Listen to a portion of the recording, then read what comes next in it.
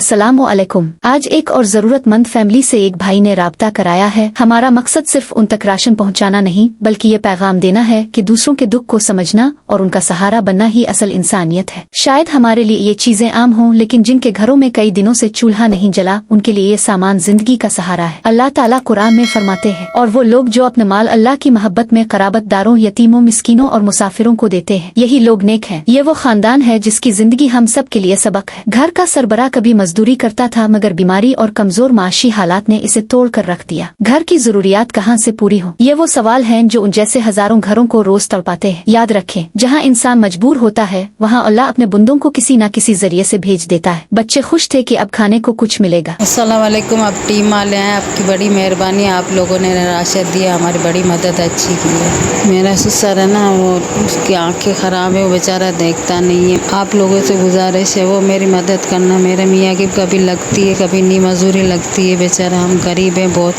जो हमारे से गुजारिश है, तुम्हारी टीम है ना हमारे साथ बहुत बड़ी अच्छी मदद करेगी। आप लोगों से जो चाहे हमारे साथ मदद कर लें।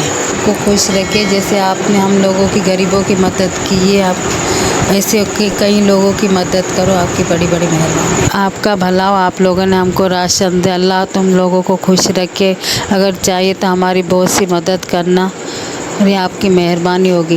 हमारी तार है ना कट गई है, हमने ना पड़ोसी से ली हुई है। हमारी वायरिंग देखो ये बाहर से लगी हुई है। मेहरबानी करके हमारे साथ जो मदद करनी है तो कर लेना। ये मेरा बावर्ची खाना है, इसमें गैस नहीं है, और है ना हम लोग है ना लकड़ियों पे रोटी बनाते हैं, और गैस का डोमिसाइल बहुत महंगा है।